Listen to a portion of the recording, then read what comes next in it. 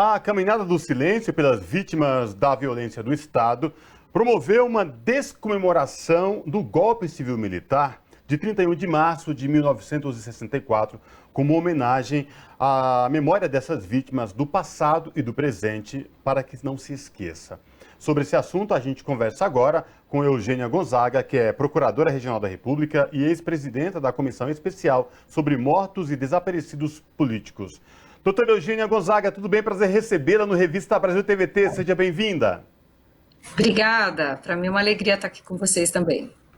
Vamos falar então da Caminhada do Silêncio, essa que já é a terceira Caminhada do Silêncio, e que no momento que a gente tem que reforçar o tempo todo da importância do que foi aquela época, a ditadura militar, do que foi as vítimas de violência do Estado, para que a gente não esqueça e relembre o tempo todo do quão é importante lutar pelo Estado Democrático de Direito. É isso mesmo, doutora Eugênia?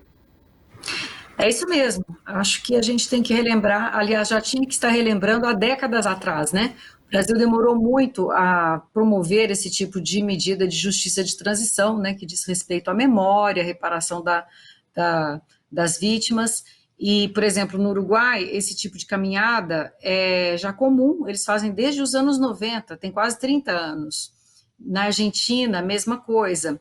E o Brasil, infelizmente, ele foi muito omisso, né, na adoção dessas medidas de memória e verdade. E, por exemplo, uma iniciativa tão importante como essa, né, começou apenas em 2019. Porém, antes tarde do que mais tarde, né? E agora o intuito é transformar esse evento num evento permanente, recorrente. Ele já entrou para o calendário oficial da cidade de São Paulo, assim como, por exemplo, a parada LGBT, que é IA+. Então, nós esperamos que o público entenda, né, a importância,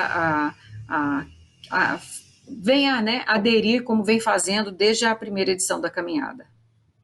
E, procuradora, esse evento acontece no marco do golpe civil-militar de 64, mas ele não fala só sobre aquele período de autoritarismo, né? Fala de vítimas do Estado daquele período, dos 21 anos de ditadura civil-militar, mas também de vítimas do Estado de hoje. E nós temos muitos exemplos. Se a senhora puder trazer um pouco, abordar do que nós estamos falando quando a gente fala de perseguição, desaparecimento forçado nos dias de hoje, por exemplo?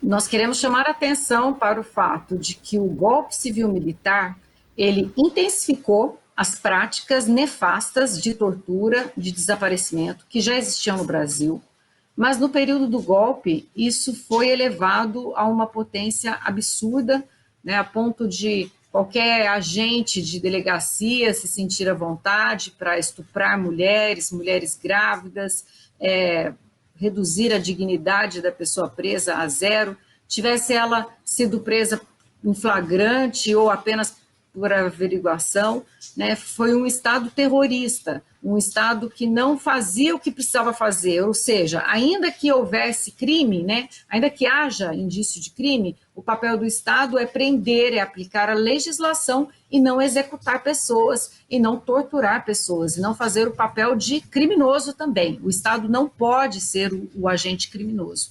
E é isso que aconteceu durante todo o período da ditadura, foi intensificado, e a impunidade desses agentes fez com que esse tipo de prática permanecesse. Então, como você falou muito bem, nós continuamos com essas mazelas de desaparecimento de corpos, de ataque injustificado a populações pretas, pobres, quilombolas, indígenas, né? Nós vemos acontecer agora, né, ontem, praticamente, né, pessoas sendo sufocadas no porta-mala de um carro, de um policial, né, e todo esse contexto de violência que vem levando a, por exemplo, atos como o que aconteceu essa semana agora, né, de um menino vir esfaquear uma professora, né, são coisas assim realmente assustadoras que a gente está vendo, e eu tenho certeza que isso tudo se deve a esse clima de violência, de pactuação com a violência, de se homenagear torturadores, de se defender, né, o combate à violência com mais violência.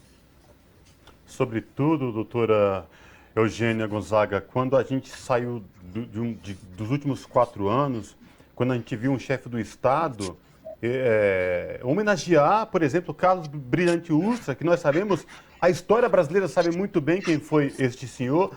E aí a gente passou 4 anos com o chefe de Estado constantemente fazendo homenagem e trazendo flores, dizendo que foi uma pessoa importante na história do nosso país, quando relatos, testemunhas, mais do que nunca, dizem o que foi este homem na história do país. Mas vamos avançar. Essa terceira caminhada, como a senhora bem falou, entra para o calendário da cidade. Como é que é o engajamento da sociedade civil? A senhora é uma das organizadoras, mas dentro dessa caminhada silenciosa, existem outras representações da sociedade civil, é isso mesmo? Isso mesmo. Quando participei da idealização dessa caminhada, eu era da Comissão Especial sobre Mortes, né? E também no Ministério Público Federal sempre atuei nessa área. Saí da Comissão sobre Mortes, permaneço no Ministério Público Federal e continuo participando da equipe organizadora.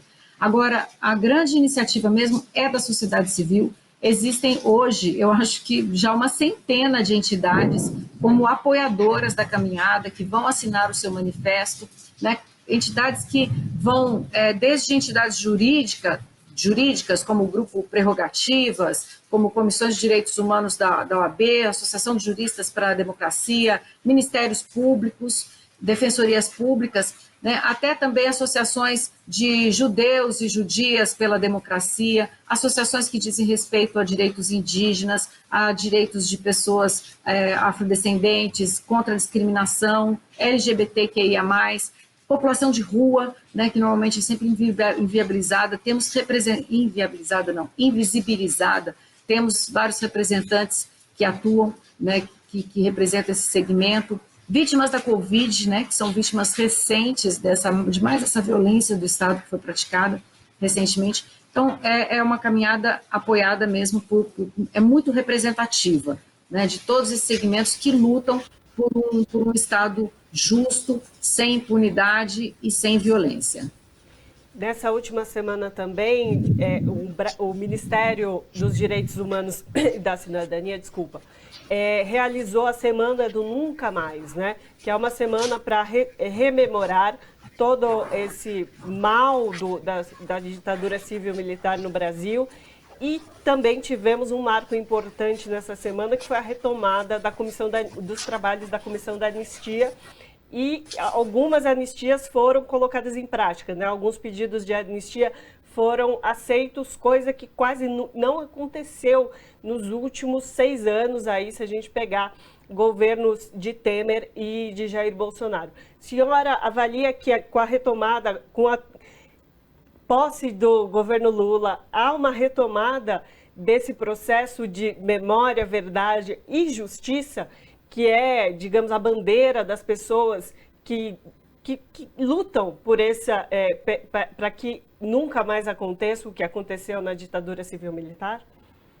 Sim, eu estou confiante nessa retomada, ela já está acontecendo, né, como você disse, com a reimplantação da Comissão de Anistia. Em breve, nós estamos esperando também a reimplantação da Comissão Especial sobre Mortos.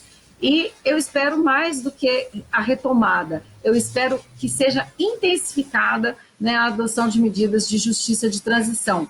Porque, infelizmente, os nossos governos democráticos todos sempre foram muito lenientes, coniventes, com uma certa ideia de governabilidade, né, em não se tratar desse tema, em não refazer uma revisão dessas instituições que colaboraram para o golpe. Essas instituições continuam sendo as mesmas, continuam achando que foi correto, né, o golpe, e divulgam isso. E é preciso que o governo olhe de frente para isso, né, e coloque as Forças Armadas no seu papel de defesa do Estado, e não de ser contra parte das pessoas que vivem nesse Estado. Doutora Eugênia Gonzaga, inclusive tem a participação confirmada do ministro dos Direitos Humanos e Cidadania, Silvio Almeida, que se junta, né, a esse movimento, que é importantíssimo, né, com várias representações da sociedade civil, mostrando que, de fato, este novo governo que assumiu em 1º de janeiro de 2023 está empenhado na preservação dos direitos humanos. Especialmente o ministro Silvio, em seu discurso, ele foi muito categórico, né, na questão de que ele quer priorizar o tema da justiça de transição. Essa semana do Nunca Mais, né, foi criado um selo do Nunca Mais pelo Ministério dos Direitos Humanos, foi uma iniciativa do Ministério, e nós ficamos realmente muito felizes com essa confirmação da presença dele. Significa, né, que ele realmente se importa e quer dar, né, a esse tipo de evento, né, o caráter oficial importante que ele precisa ter. Vou pedir para a senhora retomar mais uma vez a agenda, da onde sai esse ato, qual é a localização, como as pessoas participam, se a senhora puder dar o serviço que a gente fala, né? O evento está marcado para domingo próximo, dia 2, né? A partir desse ano, esse evento vai acontecer sempre aos domingos, posteriores ao 31 de março. Né? O primeiro domingo posterior ao 31 de março, quando o 31 não for um dia de domingo. Marcado no Parque do Ibirapuera. Por quê? Porque é lá que se encontra o monumento aos mortos e desaparecidos políticos, consideramos que é um lugar bem emblemático, né? E ele é bastante acessível em termos de cadeira de rodas, né? Das pessoas poderem se locomover ali. O ponto de encontro é dentro do parque, na Praça da Paz. O acesso mais fácil é pelos portões 7 e 8, que é pela República do Líbano. E a partir das 15 horas, né, as pessoas vão começar a se reunir ali. Tem depoimentos de vítimas, tem também a presença confirmada de cantores, como o Renato Braz e outros cantores que vão estar lá recepcionando as pessoas. Tobias, né, da Vai Vai, um negro da militância política que está sempre junto, né, com a gente, muito com a sua potência, né? E depois, às 18 horas, quando houver, vai ter pronunciamento, o ministro provavelmente vai querer fazer um pronunciamento, e às 18 horas, então, quando escurece, é que sai a caminhada silenciosa, com as fotos das vítimas, com flores, as pessoas acendem seus celulares, depois elas depositam velas no monumento, e é um momento assim muito bonito mesmo, de muito respeito. A gente vê que as pessoas elas se engajam nesse silêncio, né, respeitoso e eloquente. Agora, doutora Eugênia Gonzaga, a gente fala assim, caminhada silenciosa.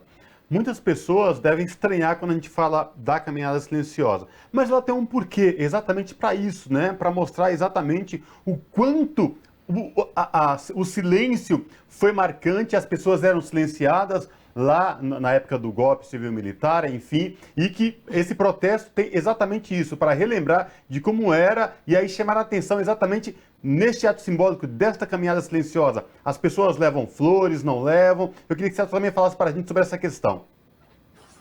As pessoas, principalmente familiares, levam flores, levam fotos, levam cartas. Eu já vi cartas depositadas no monumento, né? Porque quem não tem um túmulo para visitar, não tem uma lápide, elas às vezes, né, usam esses momentos, né, para fazer a sua prece, né? Seja qual for aí sua crença. E então ela tem realmente esse caráter, né, respeitoso pela memória. Porém, é um silêncio que fala, né? Não é por nada que o grupo que hoje organiza essa caminhada, ele é um coletivo chamado Vozes do Silêncio, é o movimento Vozes do Silêncio, né? Porque ele quer mostrar, né, que não há palavras para descrever, né, a tristeza, a dor dessas pessoas, mas esses atos, né, eles demonstram que essas pessoas não estão sozinhas e que a sinalização é de que não há violência do Estado que resolva a questão da violência atual e outras mazelas do Estado brasileiro. Não é o caminho é o da legalidade. Tá certo, a gente então faz coro a esse para que não se esqueça, para que não se repita, né? Então conversamos com Eugênia Gonzaga, que é Procuradora Regional da República e ex-presidenta da Comissão Especial sobre Mortos e Desaparecidos Políticos. Um forte abraço para você, Eugênia, muitíssimo obrigada pela sua participação conosco. Eu que agradeço. Abraço a vocês também, parabéns pelo programa. Abraço. Abraço.